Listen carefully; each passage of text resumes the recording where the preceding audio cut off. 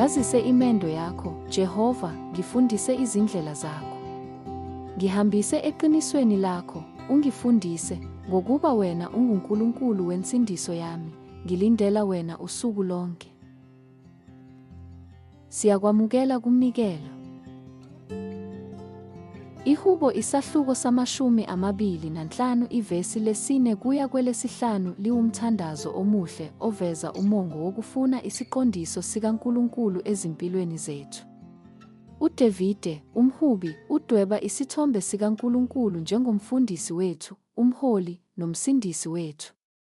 Uqala ngokubuza, ngazise izindlela zakho, Jehova, ngifundise izindlela zakho. Lokhu kungaphezu kwesicelo solwazi, kuyisimemo sokuba siholwe ukuhlakanipha kukaNkulunkulu, sivume ukuthi asinakuhamba indlela yokuphila ngokuqonda kwethu. Siyamdinga uNkulunkulu ukuthi asibonise indlela. uNkulunkulu akagcini ngokusinika iziyalezo ezikude. Usihola eqinisweni.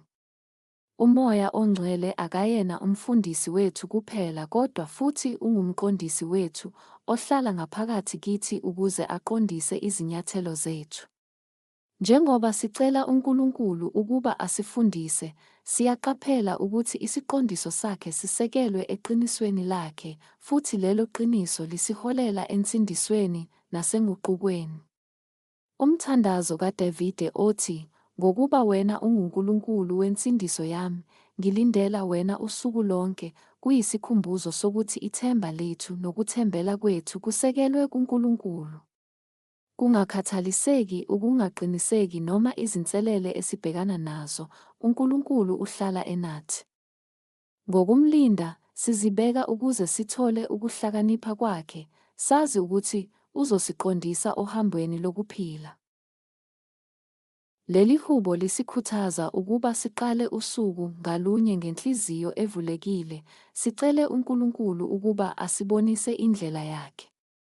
Kungakhathaliseki ukuthi isinqumo okudingeka sisenze, inselele esibhekene nayo, noma ithuba lokubusisa abanye, isiqondiso sikaNkulunkulu sizosiholela endleleni efanele.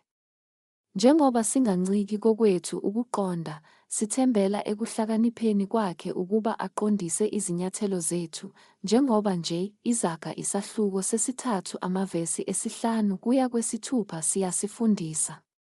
Themba kuJehova ngayo yonke inhliziyo yakho, ungenciki kokwakho ukuqonda. Mazise yena ezindleleni zakho zonke, uyakuqondisa imikhondo yakho. Asikhuleke. Baba wasezulwini, siyabonga ngokuba ngumfundisi wethu, umholi kanye nomsindisi wethu.